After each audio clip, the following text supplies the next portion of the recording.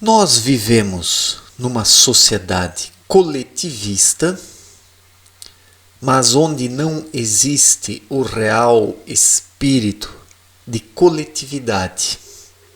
É uma sociedade coletivista, mas egoísta ao mesmo tempo.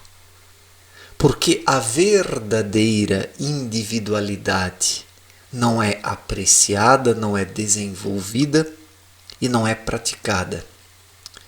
Nós somente podemos ter o verdadeiro coletivismo se tivermos indivíduos. Porque indivíduos, e somente indivíduos, podem praticar o coletivismo, que não tem nada a ver com essa coletividade amorfa, sem forma dos dias atuais, que na verdade é uma massificação enrijecida, petrificada, em processo de apodrecimento e putrefação. Então a nossa sociedade ela não dispõe mais de fundamentos, de orientações, de critérios, de bases, de uma ética de fato.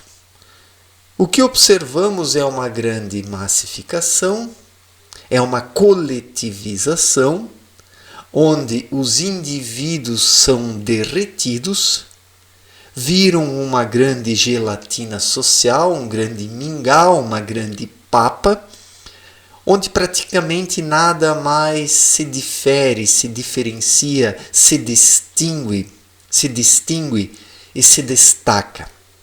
O que se destaca hoje na vida em sociedade são exemplos medíocres, Os heróis e os deuses e os ídolos do esporte, dos filmes, dessa música pop imunda, que não tem qualidade, ou atores e atrizes de televisão, de filmes, ou seja o que for, ou youtubers imbecis e acéfalos, líderes políticos de direita ou esquerda nesse populismo que impera nos dias atuais. Então, onde existe uma sociedade sem indivíduos, surge essa coletivização, mas onde não existe o real espírito da coletividade, e tudo isso acontece por causa da falta de vida interior, a falta de autoconhecimento, desenvolvimento espiritual. Estamos diante de uma sociedade sem face. É uma sociedade de fachada.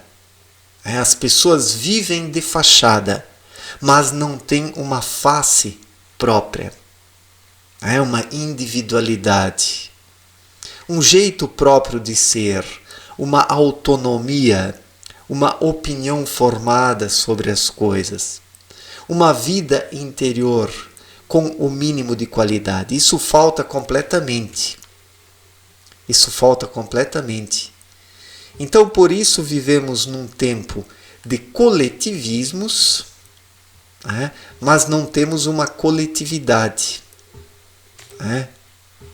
Não temos o verdadeiro espírito de comunhão, porque falta uma comunhão espiritual. O que é a comunhão espiritual? É nós termos todas as pessoas juntas e abraçadas dentro de uma religião. Isso é a comunhão espiritual? Uma paçoca religiosa, onde as pessoas se confundem lá e acabam se misturando, perdendo a sua identidade e a sua vida própria. Isso é uma comunhão? Não, isso não é uma comunhão. Isso é um derretimento da individualidade e o surgimento de uma gelatina social. No caso, uma gelatina social e religiosa, o que não tem nada a ver com a comunhão espiritual, porque a comunhão espiritual, em primeiro lugar, ela se dá com planos mais elevados que da matéria grosseira, densa. Viver em comunhão espiritual significa estar com a intuição desperta e atuante. Isso é a verdadeira comunhão espiritual. O ser humano somente vive em comunhão se ele vive intuitivamente, se ele capta as energias espirituais, se ele as trabalha dentro de si, se ele as espalha em torno de si, se ele as devolve para o alto, através de uma vida intuitiva, através da verdadeira oração e do agradecimento. Então, a comunhão espiritual, antes de se dar com as outras pessoas ao seu entorno, se dá primeiramente dentro do indivíduo. Quando ele está conectado a esse processo de circular das irradiações, como explicou Abdrushim em sua obra Na Luz da Verdade. O que é o circular das irradiações? As irradiações do Criador perpassam toda a sua obra, os diferentes planos. Conforme essas irradiações vão baixando, elas modificam a sua constituição e vão se tornando lentamente mais densas conforme vão baixando nos diferentes planos da criação. E as criaturas que vivem nesses diferentes planos precisam captar essas irradiações, precisam trabalhá-las dentro de si e novamente devolvê-las por meio de uma vida interior, de uma vida espiritual e intuitiva. Esse processo é como a circulação do sangue dentro do corpo. O sangue vai circulando pelo corpo, o coração ele vai lançando o sangue para diante, o sangue vai espalhando pelo corpo o oxigênio, vai levando o oxigênio até os locais necessários, nutrientes e uma série de coisas. Então, a circulação sanguínea ela cumpre a função de manutenção do corpo humano. E assim também é com o circular das irradiações. As irradiações elas baixam e precisam subir. Elas precisam estar em movimento, porque da mesma forma como o sangue que deixa de se movimentar, ele por fim acaba estragando, ele apodrece, ele se desintegra, assim também é com as irradiações que perpassam a criação. Não que elas estragam essas irradiações, mas elas enrijecem, são aplicadas em obras erradas pelos seres humanos. Essas irradiações são a matéria-prima e, ao mesmo tempo, a subsistência e a conservação dos seres humanos, mas eles precisam aplicar essas irradiações em coisas boas e positivas, fazendo um uso da intuição, porque somente a intuição consegue captar e aplicar corretamente essas irradiações. Já o cabeção sozinho, ele não consegue fazer isso, ele nem consegue captar essas irradiações. Ele se aparta delas, se coloca à parte. E daí busca construir a sua obra do seu jeito, ou seja, de forma desarmoniosa, em contradição com as leis espirituais. Então, os seres humanos eles precisam estar abertos para essas irradiações e quando se abrem, praticam a verdadeira comunhão espiritual, que se dá primeiramente com planos mais elevados. Os seres humanos atuando como receptores dessas irradiações. E quem se abre para isso e recepta essas irradiações dentro de si, se capacita a viver de forma equilibrada sobre a Terra e ter também uma comunhão saudável com os seus semelhantes, numa troca de energias também. Esta é a verdadeira comunhão, que começa primeiramente com o processo de receptação dessas energias. Daí, promovendo um trabalho delas dentro de si e aplicando-as em finalidades nobres e devolvendo-as para o alto. E quem promove esse trabalho dentro de si se torna alguém lúcido e desperto nessa vida e se capacita também a viver em comunhão com os semelhantes. Não com todos, não numa promiscuidade, mas busca os seus iguais, atuando dentro da lei da igual espécie, porque alguém que vai elevando o seu estado interior, ele se torna seletivo nos seus relacionamentos, nas suas relações, porque precisa ser assim. Se uma pessoa de íntimo elevado começa a se relacionar com pessoas que estão muito longe daquilo que o ser humano precisa alcançar, aquele que está no nível mais elevado, ele acaba baixando a sua frequência, a sua sintonia. E por fim, acaba se rebaixando ao nível do outro. E é por isso que precisamos tomar cuidado com quem andamos. Não é que devemos ser preconceituosos e devemos ignorar as pessoas. Não. Precisamos sempre estar abertos a ajudar, a dialogar. Mas também não podemos tecer ligação com qualquer pessoa. Porque quando tecemos ligações com pessoas erradas, acabamos baixando ao nível dessas pessoas.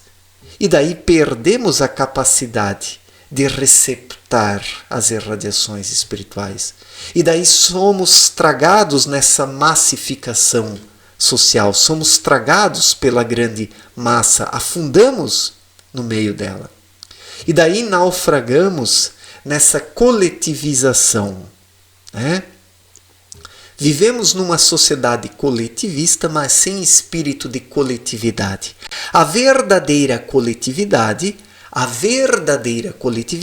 prestem atenção, ela somente poderá surgir quando e onde os seres humanos despertarem espiritualmente, entrarem no processo de circular das irradiações, receptando as energias espirituais, as trabalhando dentro de si. Uma pessoa assim conectada ao todo se capacita a tecer ligações saudáveis com seus semelhantes. E daí surge o verdadeiro espírito de coletividade, de ajuda mútua, que precisa ser precedido primeiramente por uma abertura interior no processo de receptação das energias espirituais. E isso nós não observamos nos dias atuais, porque espiritualmente as pessoas estão fechadas. Elas vivem nessa sociedade coletivista, nessa sociedade massificada de pessoas egoístas, de verdadeiros abutres sociais que estão se devorando por coisas mínimas e ínfimas. E todas essas pessoas massificadas não conhecem o verdadeiro espírito de coletividade, que não tem nada a ver com esse coletivismo egoísta. Na verdade, é um egoísmo camuflado de coletivismo, mas que não tem nada da verdadeira coletividade, que somente pode surgir através de pessoas despertas espiritualmente. Então, ocorreu realmente um enrijecimento da vida humana. Esse enrijecimento ele é resultante do fechamento interior frente às irradiações espirituais. Onde os seres humanos não as captam, a vida acaba sendo enrijecida por esse excesso de mente, porque a mente ela é rígida, ela é limitada. Ela é a forma de inteligência da matéria grosseira mais densa e fica por aí.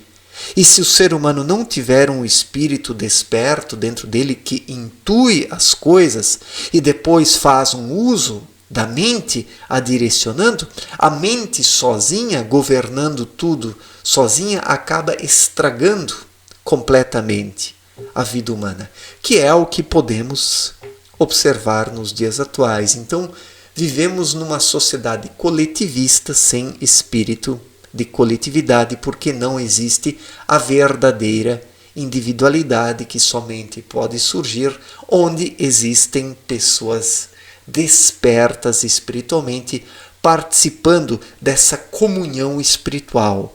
Sem essa comunhão espiritual, sem essa conexão com planos mais finos e sem essa receptação dessas energias, não é possível ter um coletivo saudável. Não é possível surgir a real e verdadeira coletividade, mas apenas esse coletivismo amorfo, sem forma, sem vida e sem movimento. Certo, gente? Obrigado pela atenção, um forte abraço para todos e até a próxima. Valeu!